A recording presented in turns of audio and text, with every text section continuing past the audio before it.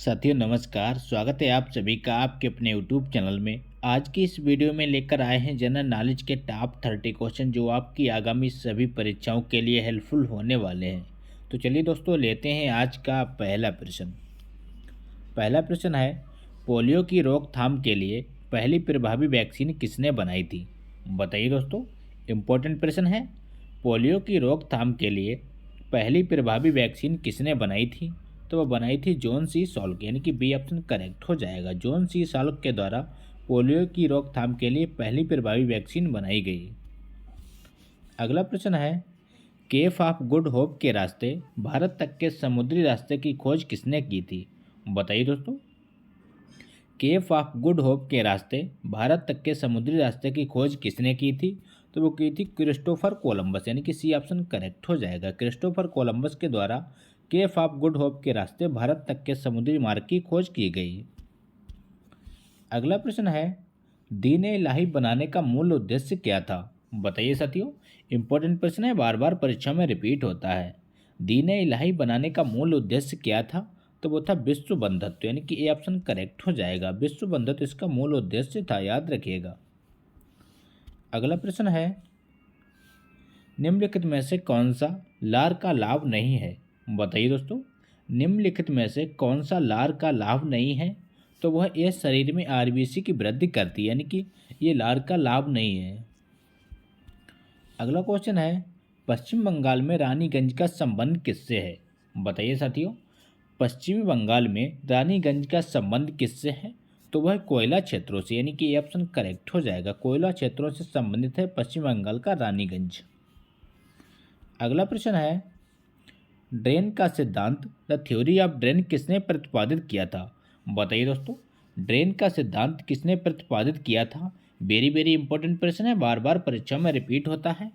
तो वो किया था दादा भाई नौरोजी, यानी कि बी ऑप्शन करेक्ट हो जाएगा। द थ्योरी ऑफ ड्रेन को दादा भाई नौरोजी के द्वारा प्रतिपादित किया गया। अगला प्रश्न है, राष्ट्रीय विकास का सर्वोत्तम सूचकांक उपलब्ध कराया जाता है? बताइए दोस्तों, आर्थिक विकास का सर्वोत्तम सूचकांक उपलब्ध कराया जाता है। तो वो कराते हैं वर्ष प्रति व्यक्ति वास्तविक आय में वृद्धि द्वारा, यानी कि ये ऑप्शन करेक्ट हो जाएगा। वर्ष प्रति व्यक्ति वास्तविक आय में वृद्धि के द्वारा आर्थिक विकास का सर्वोत्तम सूचकांक उपलब्ध कराया जाता है। अगला प्रश्न है, सबसे अधिक अपवर्तनांक वाला आंख का अंग कौन सा है? बताइए साथियों, तो इस क्वेश्चन का सही जवाब है लेंस, यानी कि ये ऑप्शन राइट हो जाएगा।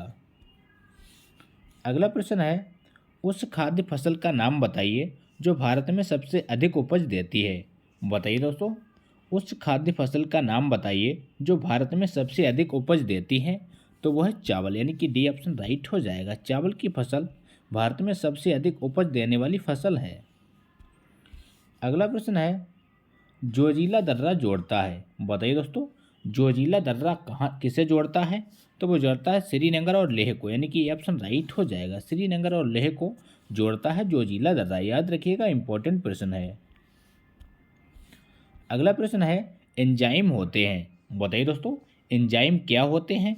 तो वो होते हैं प्रोटीन, यानी कि डी ऑप्शन राइट हो जाएगा। एंजाइम प्रोटीन होते हैं।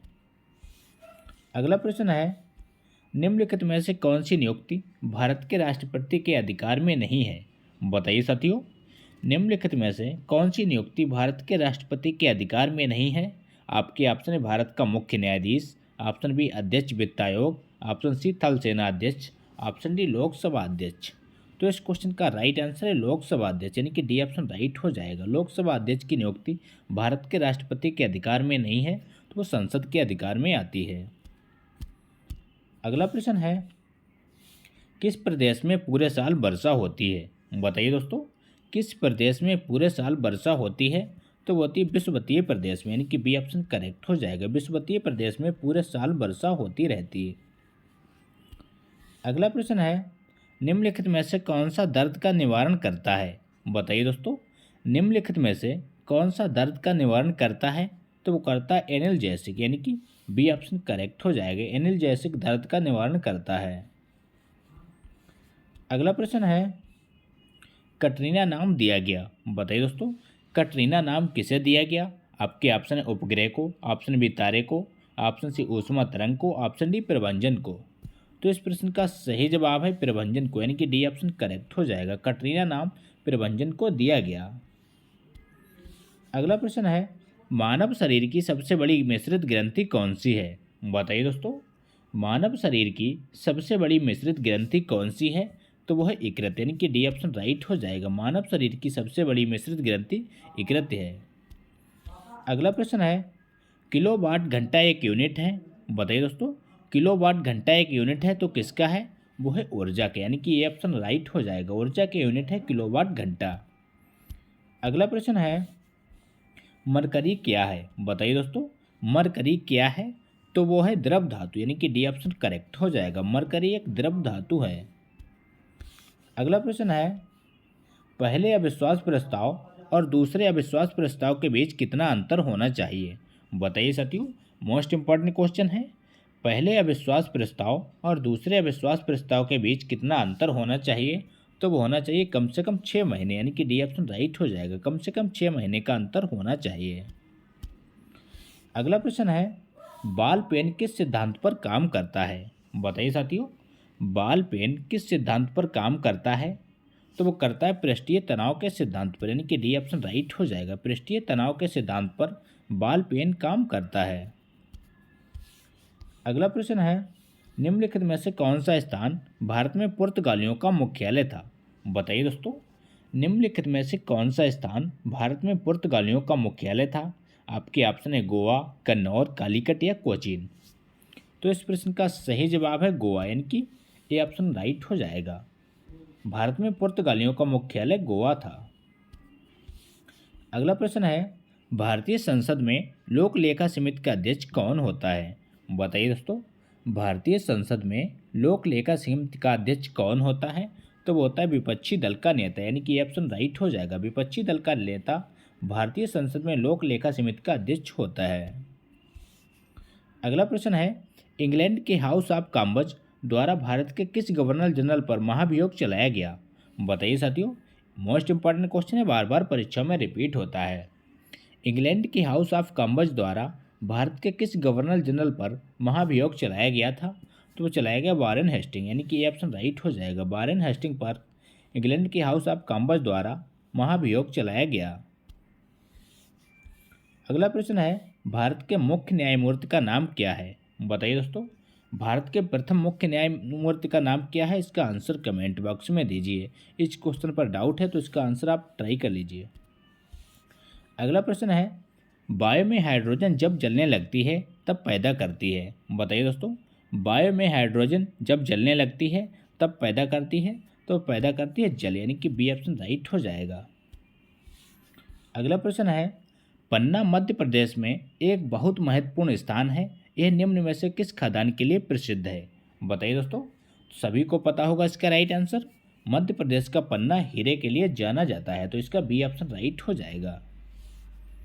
अगला प्रश्न है निम्नलिखित में से किसको आरबीसी का कब्रिस्तान कहा जाता है? बताइए साथियों, निम्नलिखित में से किसको आरबीसी का कब्रिस्तान कहा जाता है? तो वो कहते हैं पिलिया को, यानी कि बी ऑप्शन करेक्ट हो जाएगा। पिलिया को आरबीसी का कब्रिस्तान कहा जाता है। अगला प्रश्न है शरीर के साथ संपर्क में स्पिरिट ठंडी अनुभूति देती है क्योंकि वह क्या होती है? बताइए दोस्तों, स्पिरिट क्या होती है? तो वह होती है अत्यंत वाष्पशील, यानी कि बी ऑप्शन राइट हो जाएगा। स्प्राइट एक अत्यंत वाष्पशील होती है। अगला क्वेश्चन है तंबाकू का धुआं स्वास्थ्य के लिए हानिकारक है क्योंकि उसमें होता है? बताइए साथियों, सिंपल सा क्वेश्चन है, सभी को पता होगा इसका राइट आंसर। तंबाकू का धुआं स्वास्थ्य के लिए हानिकारक है क्योंकि उसमें निकोटीन होता है, यानी कि सी ऑप्शन राइट हो जाएगा। उसमें निकोटीन के कारण तंबाकू का धुआं स्वास्थ्य के लिए हानिकारक होता है। अगला प्रश्न है बाल पाल तथा लाल अत्यंत प्रमुख नेता थे। बताइए दोस्तों, बाल पाल लाल प्रमुख नेता थे, तो किसके नेता थे? वो कांग्रेस पार्टी के नेता थे, यानी कि डी ऑप्शन राइट हो जाएगा। बाल पाल लाल कांग्रेस पार्टी के प्रमुख नेता थे।